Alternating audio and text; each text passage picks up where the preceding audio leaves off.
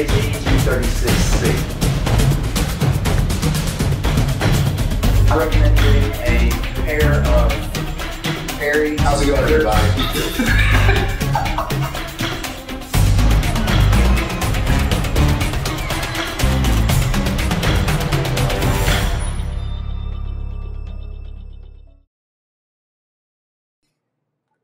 How's it going, everybody? It's XLARGE with Team Alpha Recon. Here once again with one of my instructional videos for you beginners out there in Airsoft. And in this video, I'm going to tell you some things that I wish somebody would have told me when I was first starting out in the sport of Airsoft and eventually progressing into the sport of milsim. There's a common misconception out there in Airsoft that I think was started probably by more of the elitists and the gear whores out there. But basically, they want to make you believe that you have to spend $500 on an airsoft weapon to have something out there, you know, to be able to compete. And I can tell you right now, straight up, that's bullshit. Because me and Reaper, the other CO from our team, we have been running JGs for like 7 months and consistently killing people that have KWAs, that are tricked out, and that are far beyond our weapons capabilities. The way that we were able to do that was we made some smart decisions when we bought things. We made sure that they were an easy to upgrade platform. We like using Tokyo Marui clones and things like that, and things that you can just drop in upgrades on. Another thing that I wish somebody would have told me when I was starting out would be about the BBs. Like, see, this is a thing of golden balls, 25s. I tore the label off because it was sticky. Yeah, the golden balls are pretty good, man. But back in the day, I didn't know any better, and we'd use Crossman .2s. And hey, for a while, and some cheap guns, they run straight. You know, they never had any problems. But as soon as we got good weapons, we noticed performance issues when using cheaper BBs. So be advised out there. Yes, you can use Crossman .2s in your guns as long as they don't have like a really tight bore barrel, and you really don't care about fucking it up, because that's really what's going to happen. Eventually, you're going to jam the gun, you're going to fuck it up. In the beginning, I thought it was just a kind of a marketing ploy for some of these companies, and there are some of those things like that. Like when a company tries to market something as LiPo ready, you can go ahead and just hang that shit up. That's bullshit. But I mean, this is just basic information you need for all upgrades, you know, that I wish somebody would have gave me in the beginning. And I didn't know, so I had to learn everything trial and error. And now, all my guns are upgraded. None of these guns are stock. Everything in them has been changed out one way or another, or I've done mods to them myself. Another thing that I wish somebody would have told me when I was first starting out is there are tons of do-it-yourself mods out there if you're not scared to open up the gun. And at first, you're going to be overwhelmed by trying to work on the gun, because people are going to keep telling you, oh my God, work on a gearbox so hard. When you open the gearbox, it's going to explode and fly everywhere. Well, yeah, if you open the gearbox and you don't hold down the spring, things are going to fly around. But don't be afraid to open that gearbox. Just be really gentle when you're trying to pry things apart. Like, if you're trying to open up your lower from your upper, and you're breaking apart, you know, took the takedown pins out on both sides on M4. Now, all weapons are different. But on the M4 series, they're all basically the same. You knock the takedown pins out, and when you're going to open the gun, if it starts to feel like it's caught, don't start just trying to bash it. Just put constant pressure on it and try to just wiggle a little bit, and it'll pop open like so. And they'll go back together just like that. You know, no problem. And once you get in the gearbox, don't be afraid to look up different mods that you can do while you're in the gearbox. Definitely some things that could improve your gun way better than you thought that pretty much a free mod could. Doing like the floss mod or Teflon mod, simple compression mods that get you a lot better compression if you're having compression leaks. G-hop, R-hop. G-hop is basically you take a A bucking, you split it in half to where the flat side is open, and then you cut it into a small patch the size of a barrel window. I don't have a barrel around to show you, or I'll show you. I'll post it up on a picture. But in the barrel window, or the port, it's just a little notch, and that's where your hop-up rubber slides over, okay? Or your bucking, whatever you like to call it. Some people call it a hop-up rubber, some people call it a bucking. It's the same thing. He slides over the top of the port, and that's just normal. That's the normal configuration. Well, the way this works is when you cut your bucking down the middle, and you cut a little patch out of it called a contact patch, and then you shape it to the exact size of that window, maybe a little bit smaller, where you can drop it in that window and it'll sit flush with the barrel where nothing touches it. And then you just glue it on the ends with whatever you want to use. Some people use, I can't remember what's called, RSV. Some people use CA, which is just, super glue, standard super glue. Just take a toothpick and run it in that little groove, really soft, and then glue it down, and then bam, let that glue dry and set. And then slide your modified bucking, which you got to trim the nub and everything off of. But you know, there's tutorials out there to show you how to do it. But it's simplistic. The way that I'm explaining to you sounds a lot harder than it is. It's very simple. But once you finish that, that'll increase your range by at least 65, 70 feet. I was able to shoot an extra almost 100 feet further by doing that simple mod that only took me like 15 minutes plus the time that it took for the glue to dry, which is the longest part, really. But yeah, there's no reason why you should have your stock gun sitting stock when you can do these simplistic mods to increase the performance. Don't just buy one weapon and expect that to be your main weapon for every event. I have a JG R36C, which is my old CQB weapon. Now I got this M4 that I use my CQB because we want to try to use everything Americanized weaponry, since that's our basis for our milsim, is American team play, American squad play. But yeah, don't be afraid to spend a little money to upgrade your gun. I mean, just because you bought a little cheap gun doesn't mean you can't be a sick ass gun. Because I was playing with a guy not too long ago, and we were out at Paintball Zone South, and this guy had a Walmart Black Ops little stubby M4 stub, and dude, he had the whole thing gutted, completely new gearbox he dropped in that he took out of another weapon, and then made it into a high rate of fire build. And man, that gun, even though it didn't have a high FPS, it could shoot further than half the guns people had out there because he had the R-Hop mod in it, which is basically the same as the G-Hop, just with custom-made patches by a guy who invented the R-Hop.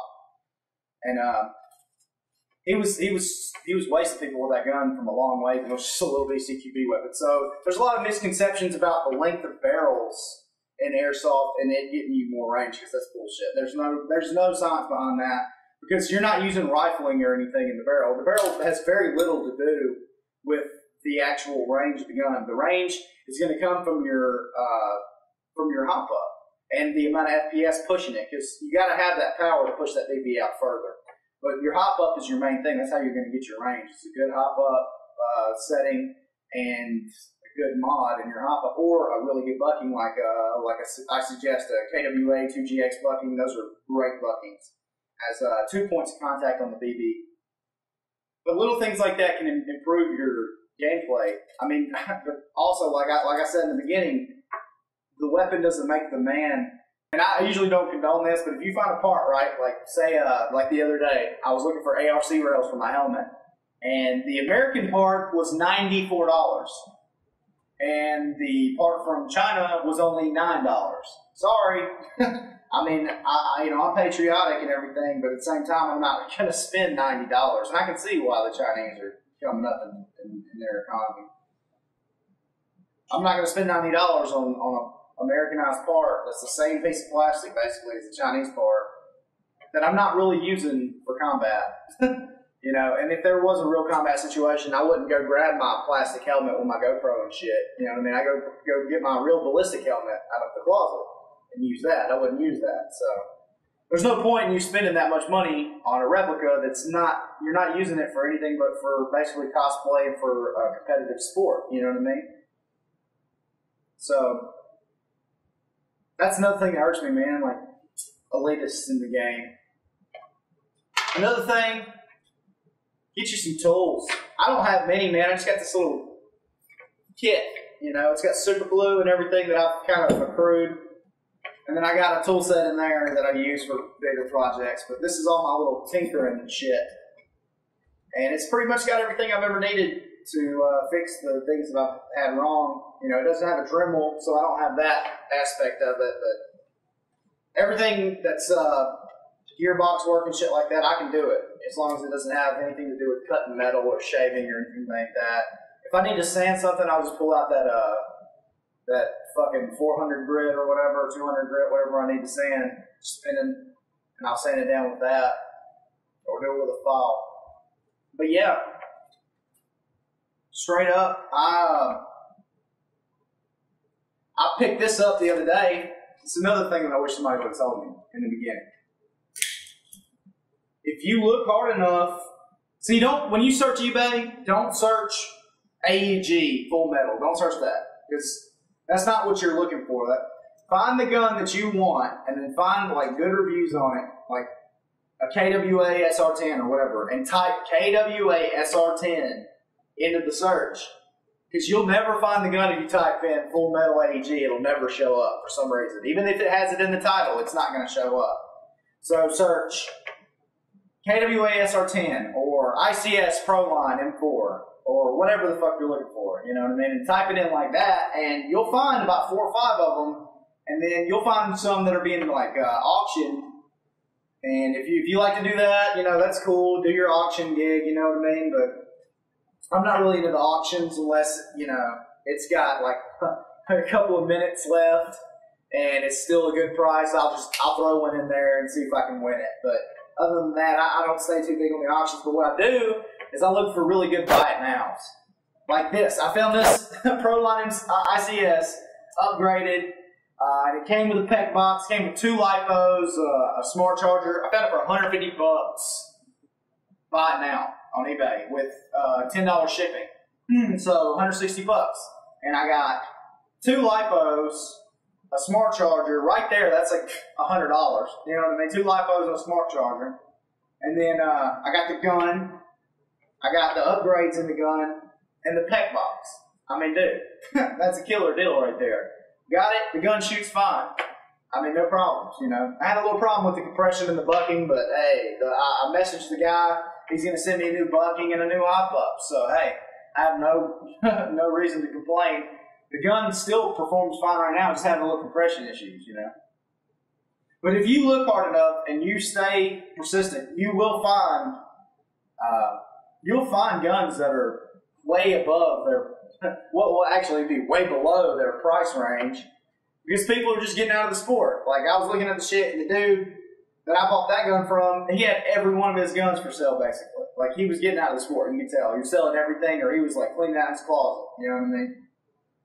But don't be afraid to look for deals, and don't always think that you have to go and buy the brand new gun, you know what I mean? Because you don't. Because half the time you're going to fucking have to work on it anyways. I've seen more brand new guns fuck up than used guns. It's true, straight up. I've seen more people buy guns straight and get it straight out of the box, take it to the op, and the bitch not work. Whereas I buy guns used, and every gun I've ever bought used has worked. It might have had a little problem here and there, but I can fix it. And eventually the internals aren't even going to be the same, so it doesn't matter to me. You know, I'm just buying them for the shells. I wanted to get an M16. I didn't feel like paying $300 for a G&G M16 or KWA M16, which is even more expensive. So I got the JG M16, and now look, you can't even tell what it is. It's not even, you can't even tell what brand it is, you know. You just know it's an M16, and it looks sick, you know. So don't be afraid to look around, and you don't always think you have to spend top dollar to get that good gear. Like, I found this plate carrier, like 40 bucks on sale with the cover button. My real plates fit in it perfect, no problem. So just be on the lookout. And always keep the advice that I'm giving you in mind when you're out there looking for purchases to make.